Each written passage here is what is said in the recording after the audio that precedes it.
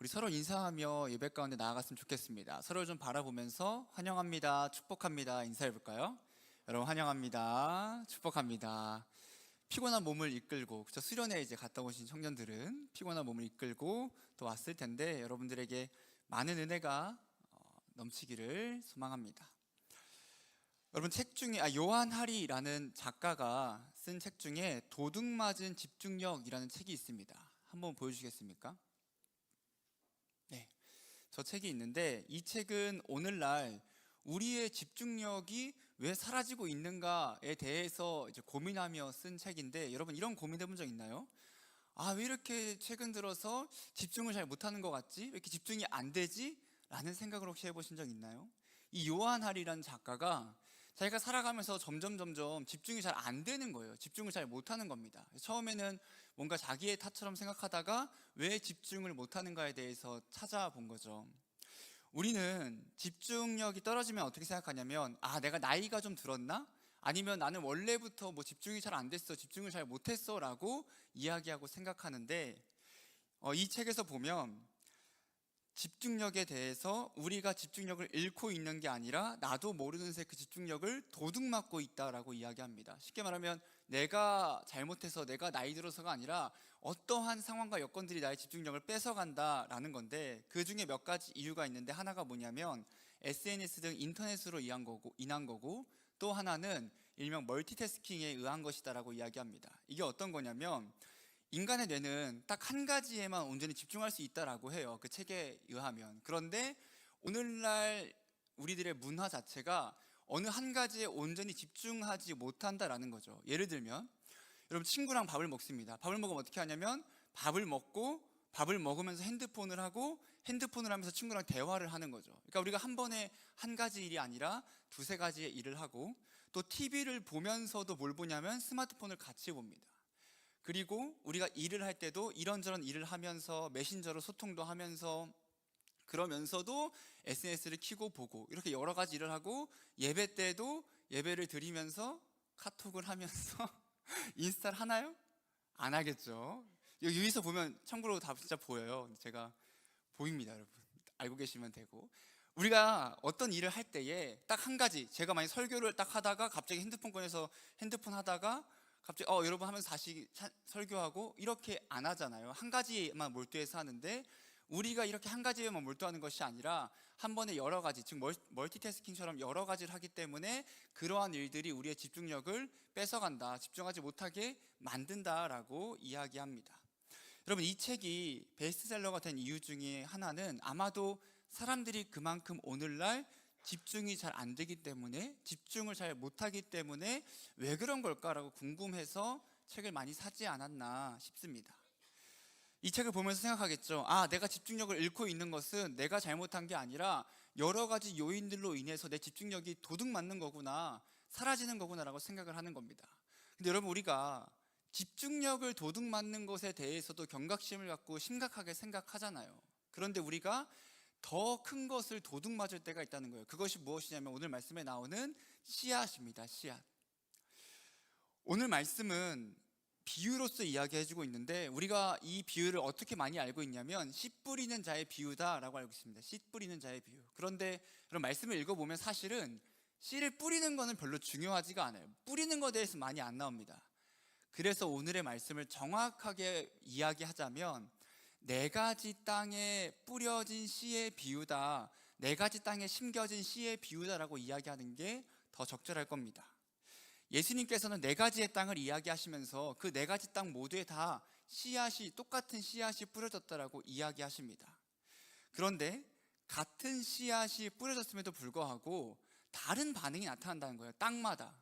여러분, 우리 오늘 말씀을 통해서 예수님은 이 땅을 통해, 이 뿌려진 땅을 통해 우리에게 어떤 말씀을 하신지 한번 살펴보기를 원하고, 예수님께서는 이 땅에 따라 씨앗이 어떻게 다르게 성장하는지도 말씀해 주십니다.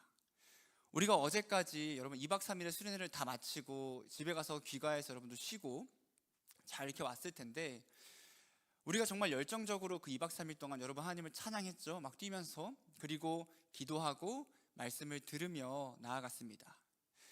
여러분, 수련회 때 받은 그 씨앗이 여러분들에게는 어느 땅에 심겨져 있냐 하는 겁니다. 그리고 수련회가 아니어도 굳이 우린 사실은 매주를 예배를 드리면서 그 말씀의 씨앗이 계속 심겨지고 있는 거예요. 근데 나에게 심겨진 그 말씀의 씨앗이 지금 어느 땅에 심겨져서 어떻게 성장하고 있는지 우리가 살펴볼 필요가 있다라는 겁니다.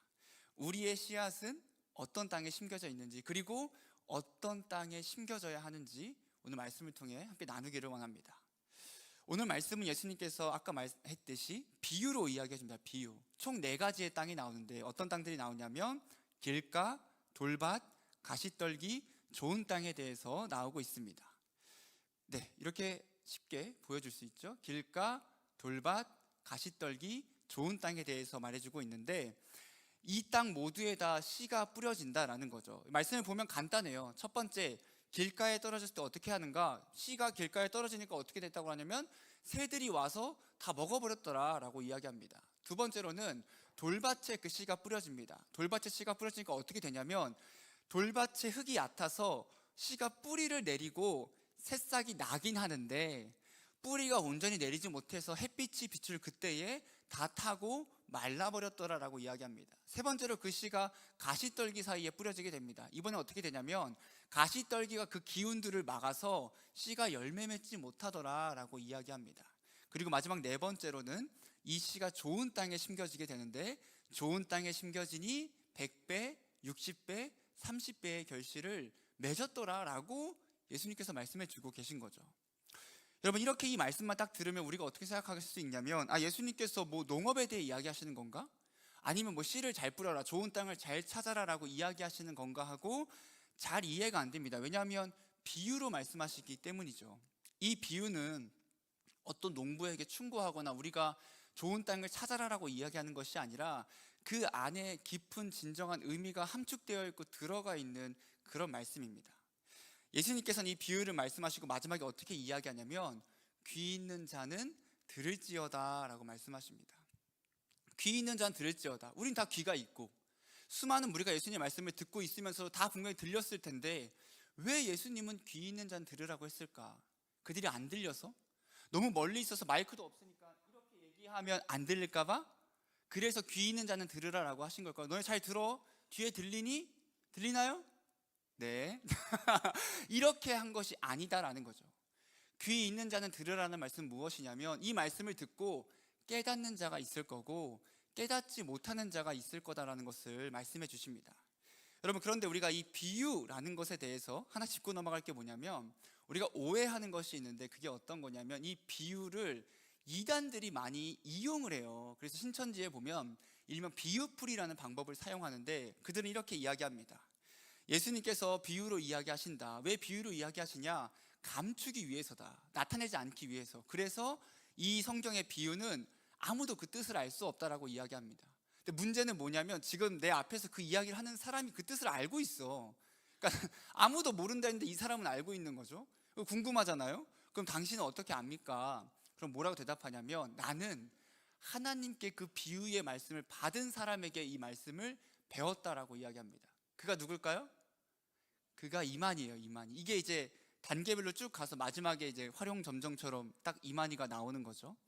근데 여러분, 정말 놀라운 사실은 무엇이냐면 예수님께서 이 비유를 말씀하시고 정확히 마태복음 13장 18절부터 23절에 이 비유를 그냥 설명해 주세요. 이 비유는 이런 뜻이야 라고 말씀을 해 주신다라는 거예요. 여러분, 제가 말하고 싶은 건 뭐냐면 그런 이단들이 비유는 숨겨져 있는 거다, 아무도 모른다라는 그런 거짓말에 속지 말라라는 겁니다. 물론 예수님께서 말씀해 주시지 않은 비유도 있겠지만 그 비유를 우리가 모르는 게 아니에요. 그리고 분명 예수님은 어떤 비유들에 대해서는 분명하게 말씀해 주신다라는 거죠. 비유가 감춰져 있다느니 알 수 없다느니 그런 속임수 같은 말에 여러분 속지 않기를 바랍니다. 여러분, 당시에 예수님의 비유를 들은 제자들도 이해가 안 됐어요. 이게 무슨 말인지 모르겠는 거예요. 비유니까. 그리고 심지어 수많은 사람들도 다 이해가 안 돼서 이 제자들이 어떻게 하냐면 예수님께 가서 예수님, 왜 사람들이 이해하지 못하고 알 수 없는 비유로 말씀하십니까? 쉽게 말하면 그냥 알 수 있게 말씀해 주시면 안 됩니까? 라고 이야기하는 건데 예수님이 어떻게 대답하시냐면 이 모든 것은 천국의 비밀에 대해서 아는 것에 이야기한다고 말씀하시면서 즉 이것에 대해서 허락된 사람과 아는 것이 허락된 사람과 허락되지 않은 사람이 있다라고 말씀해 주신다라는 거죠. 4가지 땅에 떨어진 씨의 비유는 여러분 어떻게 더 많은 걸 맺을 수 있을까가 아니라 여러분 쭉 읽어보면 천국에 관한 비유입니다. 천국. 그러니까 천국을 말씀하시면서 오늘 말씀을 해주신다라는 거예요. 즉 천국에 들어갈, 천국에서 함께 할 만큼의 열매를 맺을 사람이 있고 천국에서 함께하지 못할 열매를 맺지 못하는 사람들이 있다라고 예수님은 말씀해 주시는 겁니다. 오늘 말씀을 더 깊게 들여다보기 위해서 여러분 딱 2가지만 이해하면 좋은데, 땅과 씨에 대해서 알고 가야 합니다. 씨는 무엇이냐? 그 마태복음에 안 나와 있는데 마가복음이랑 누가복음에서 똑같이 나오거든요. 씨는 하나님의 말씀이다라고 이야기하고, 땅은 무엇이냐면 가장 간단하게 이야기하면 우리입니다. 우리. 그 말씀을 듣는 우리가 땅인 거죠. 여러분 이것을 기억해야 합니다. 오늘 말씀은 이 뿌려진 씨가 어디에 뿌려져서 어떻게 성장하는지를 보는 거예요. 그 씨가 뿌려졌을 때 어느 땅에 뿌려져서 어떻게 성장하는지 보는 거고, 이걸 우리의 모습으로 바꾸면 하나님의 말씀을 받은 우리가 그 말씀에 어떻게 반응하고 어떻게 성장하는가를 바라봐야 한다는 거죠.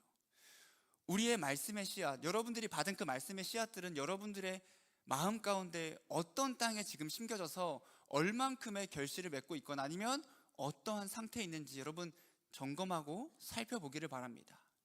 나는 무슨 땅인가? 첫 번째로 길가 같은 마음이 있습니다. 길가 같은 마음. 우리 마태복음 13장 19절 말씀 앞에 보고 함께 읽어볼까요? 아무나 천국 말씀을 듣고 깨닫지 못할 때는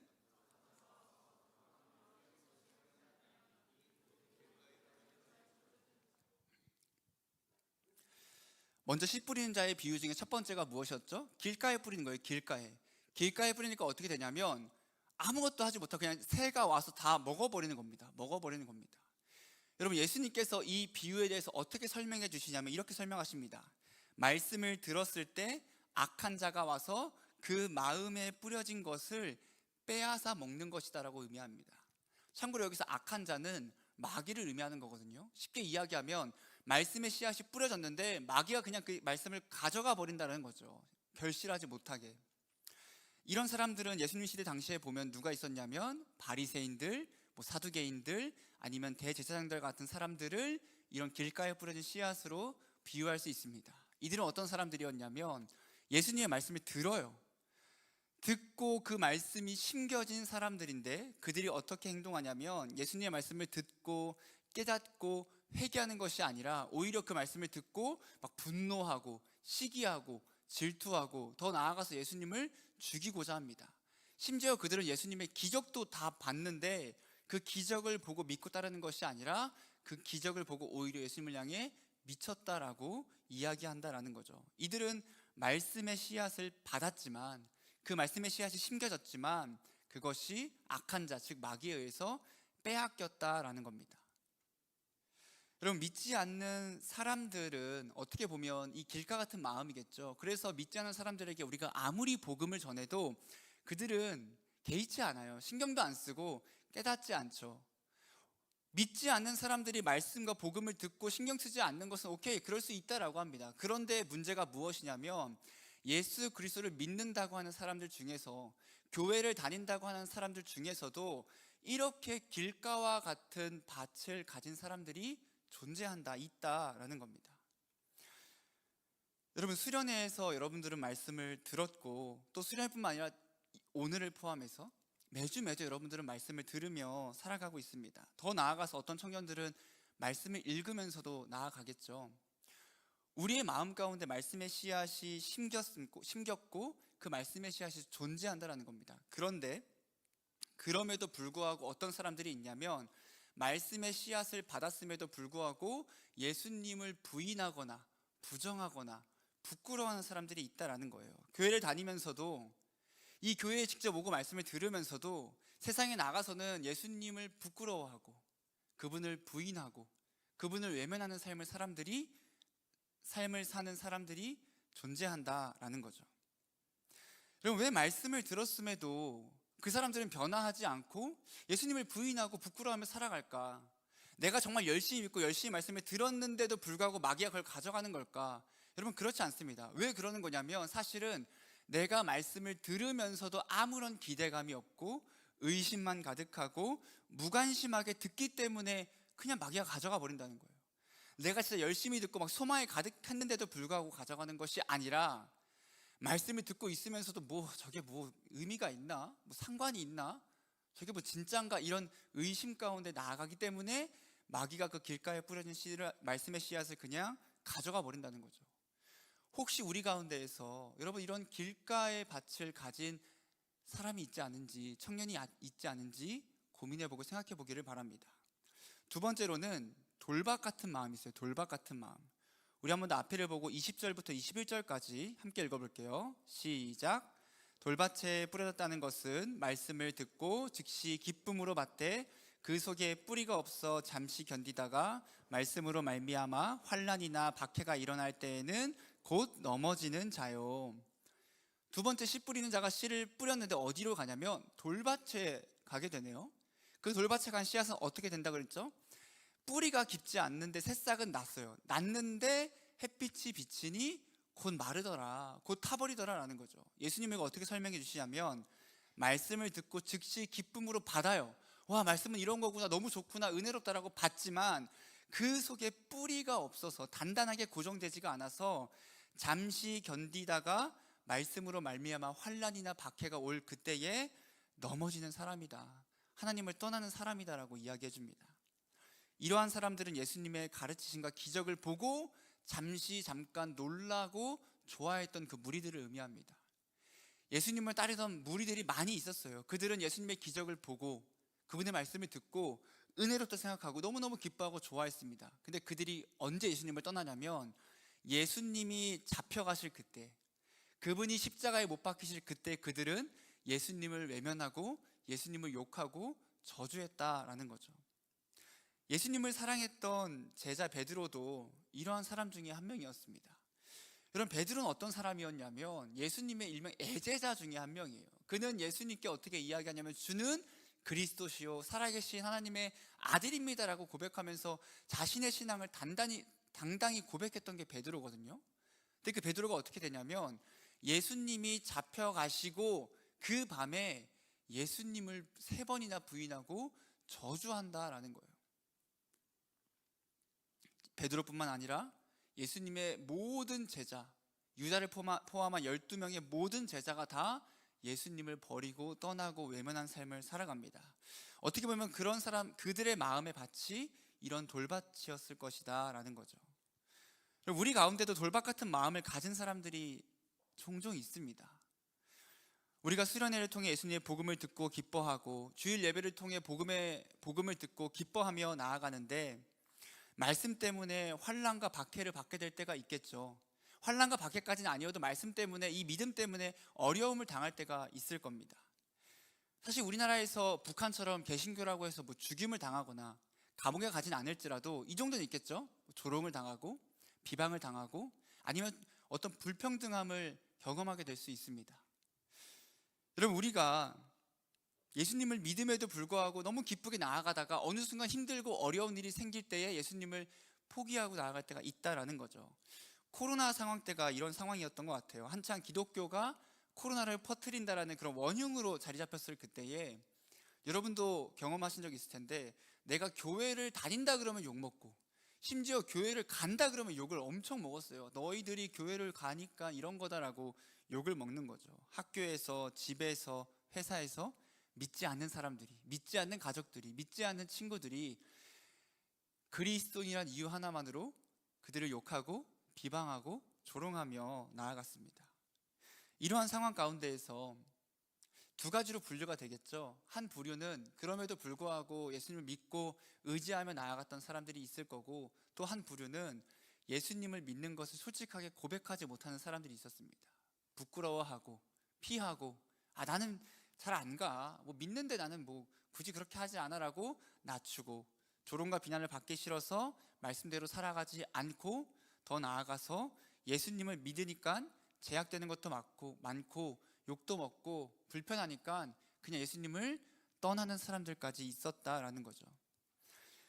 우리 중에 잠시 잠깐은 예수님을 만남으로 인해 기뻐하는 사람들이 분명히 있습니다. 여러분, 수련회를 끝나고 그 은혜가 제가 설교 때도 이야기했지만 영원히 가면 제일 좋은데 생각보다 얼마 안 갑니다.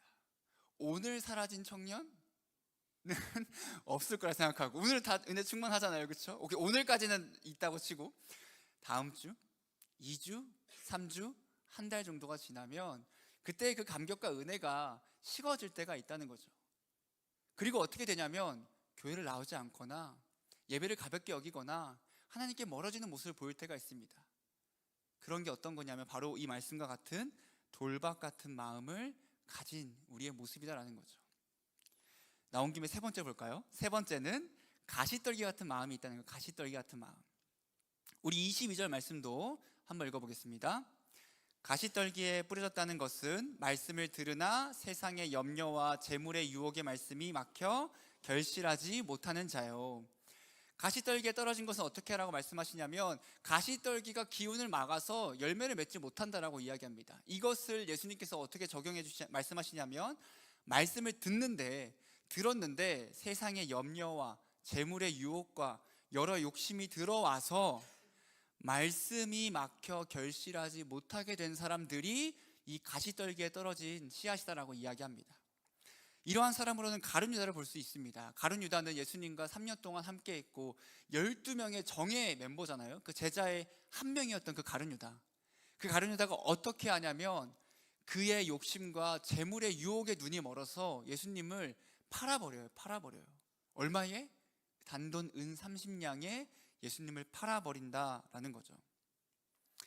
가룟 유다의 마음은 마치 가시떨기에 떨어진 씨와 같았다라는 겁니다. 여러분, 우리 가운데에서 어떻게 보면 제가 생각했을 때는 이 가시떨기와 같은 땅이 제일 많지 않을까 생각을 하는데, 이런 거죠. 우리가 예수님의 말씀을 들어요. 그래서 그 말씀이 우리의 마음 가운데, 우리 삶 가운데 심겨지는 거죠. 그리고 그것을 잘 간직해야 하는데 세상의 염려가 예수님을 의심하게 하는 거예요. 은혜를 받고 은혜 받았어, 맞아, 예수님이 내 삶을 주관하시지, 그분이 내 삶을 인도하시지, 반드시 나를 선으로 이끄시더라고 우리가 받아들여요. 근데 어떻게 해요? 세상을 살아가다 보니 염려할 게 너무 많은 겁니다. 걱정이 너무 많아요.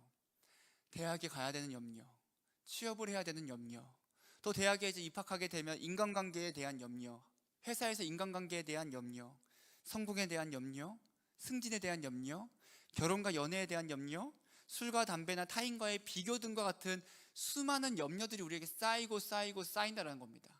그러면 그 염려들이 쌓이다 보면 어떻게 되냐면 염려로 인해서 예수님을 예배하고 사랑할 시간이 없어지는 겁니다. 즉 염려로 인해서 예수님을 떠나고 예수님께 멀어지는 모습이 있다는 거죠.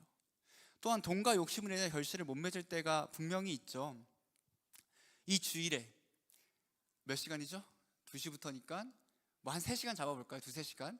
이 주일에 2-3시간만 내가 교회를 오지 않고 다른 것을 한다면, 내가 이 시간에 공부를 한다면, 내가 이 시간에 돈을 번다면, 아르바이트를 한다면 더 많은 돈을 벌 수 있을 텐데, 더 많은 것을 할 수 있을 텐데, 이 시간에 하다못해 내가 인맥을 쌓는다면 내 삶이 더 성공할 수 있을 것 같은데 라는 생각을 하면서 그 재물의 유혹과 욕심으로 인해 예수님을 떠나는 사람들이 있다는 겁니다. 마지막으로 예수님을 믿고 성공하는 사람들이 있겠죠. 복을 받아 경제적으로 부유해지는 겁니다. 그런 사람들은 회사도 뭐 잘 가고 대학도 잘 가고 성공하고 부유함을 얻는데, 무엇이 문제냐면 그 부유함으로 인해서 예수님을 떠나는 사람도 있다는 거예요. 더 이상 예수님이 필요하지 않아서 내 힘과 내 의지와 내 능력으로 됐다는 생각하에서 예수님을 떠나는 사람들이 있습니다.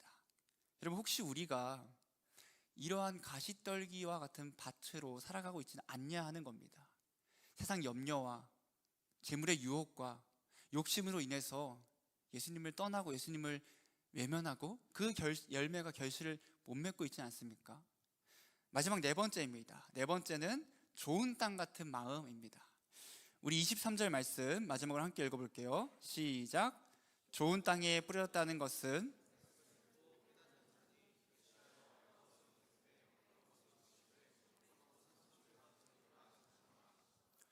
이제 마지막 씨가 뿌려집니다. 어디에 뿌려지냐면 좋은 땅에 들어갔네요. 어떻게 되냐고 하냐면 너무 간단해요. 좋은 땅에 들어가니 100배, 60배, 30배의 결실을 맺더라. 예수님이 어떻게 설명해 주시냐면 말씀을 듣고 깨달아서 100배, 60배, 30배의 결실을 맺은 사람이 이런 좋은 땅을 가진 사람이다라고 말씀하십니다. 여러분, 이 말씀을 우리가 잘못 사용할 때가 있는데 어떤 거냐면 이렇게 이용하는 거죠. 막 복에 대해 이야기합니다. 그러면서 30배, 60배, 100배의 복을 받을 겁니다. 이렇게 적용하는데, 여러분 제가 처음에 이야기했죠. 이 말씀은 물질의 축복을 이야기하고 있는 게 아니에요. 지금 예수님께서는 천국에 대해 이야기하면서 이 말씀을 하고 계신 거거든요. 그러니까 천국에 대한 비유지 물질의 축복에 대한 비유가 아니에요. 근데 이 단어만 가져와서 30배, 60배, 100배의 복을 준다라고 그렇게 잘못 이용하면 안 된다라는 겁니다. 여러분, 30배, 60배, 100배의 소출을 맺는 것은 그 개개인의 식물이 그런 열매를 맺는다는 건데, 아마도 이 열매는 예수님께서 곡식을 염두에 두고 곡식을 두고 이야기하신 걸 겁니다. 왜 그러냐면 이 다음 말씀에 어떤 말씀이 나오냐면 알곡과 가라지에 대한 비유가 나오거든요. 알곡과 가라지. 여러분, 이런 거죠. 벼로 예를 들면 벼가 이렇게 있잖아요. 벼. 그럼 그 벼 하나에 열매가 몇십 개씩 있잖아요.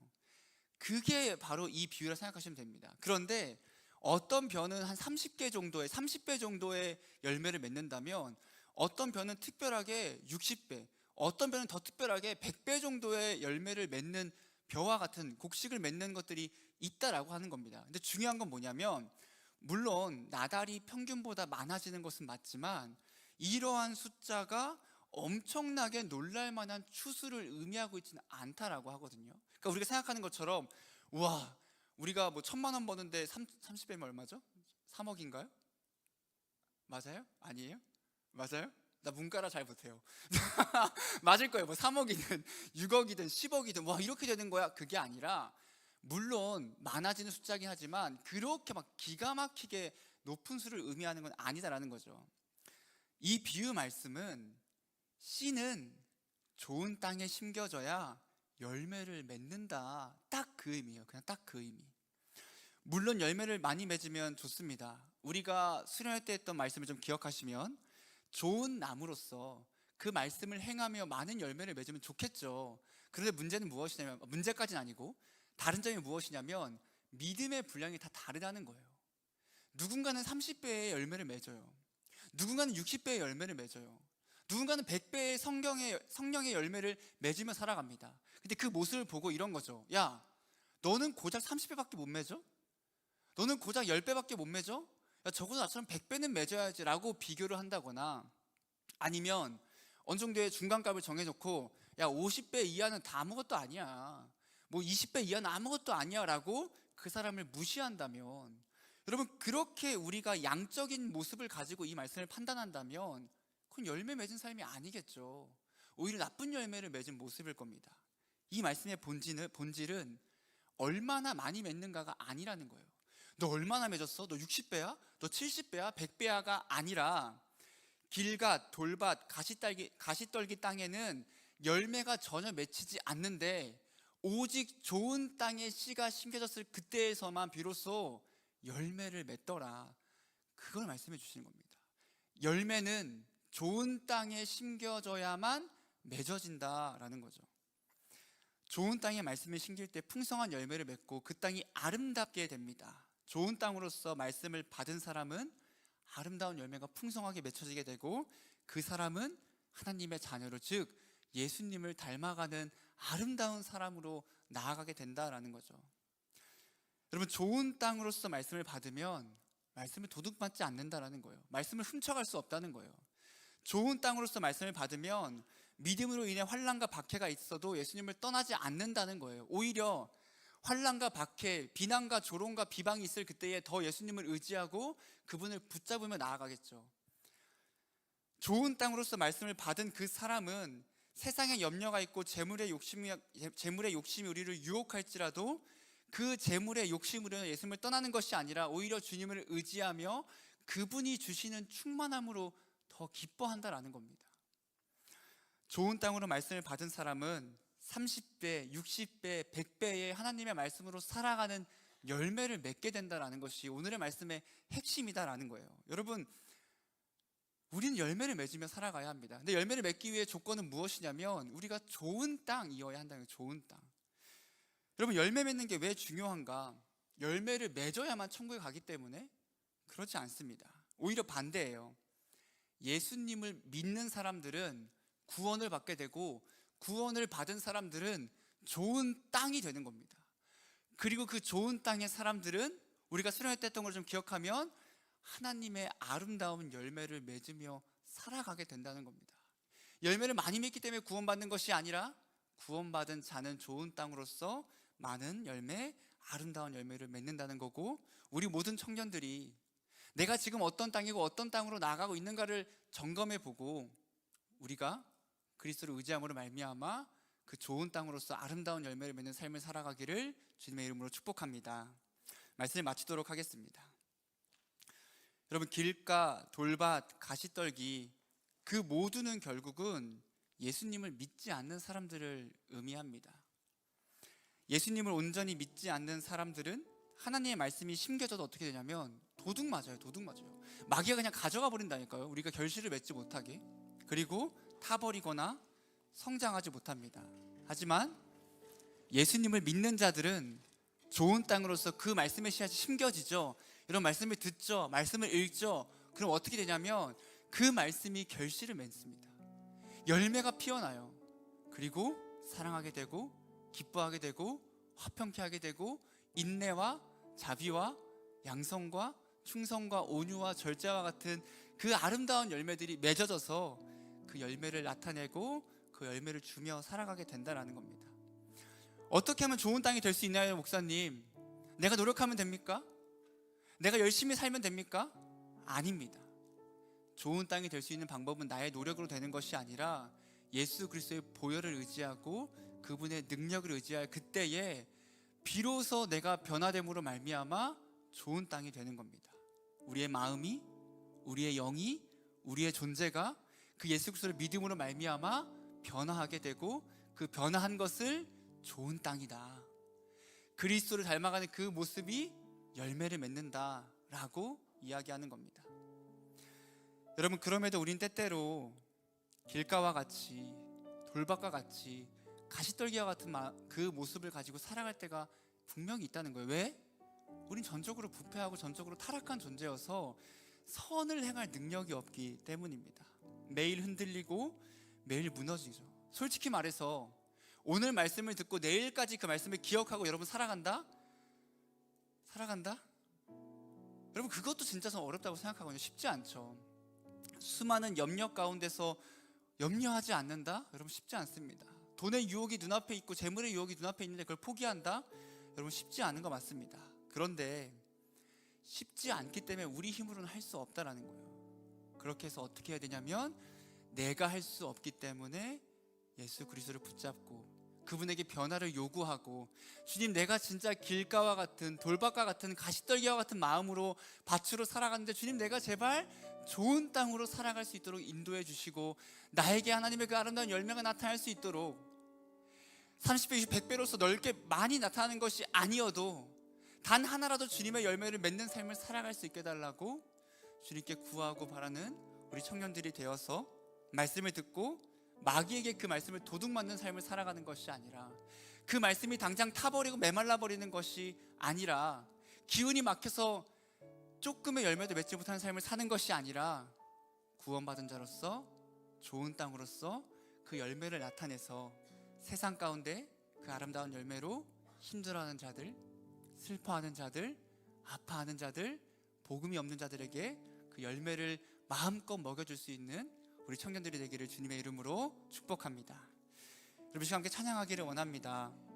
함께 찬양할 그때에 우리가 수련회가 끝나고 때로는 감정적으로 기분만 붕 떠있는 그 상태가 아니라, 여러분, 이 찬양을 함께 하면서 주님, 내가 진짜 하나님의 아름답고 좋은 땅으로서 열매를 맺는 삶을 살기를 원한다고 고백하며 나아갑시다.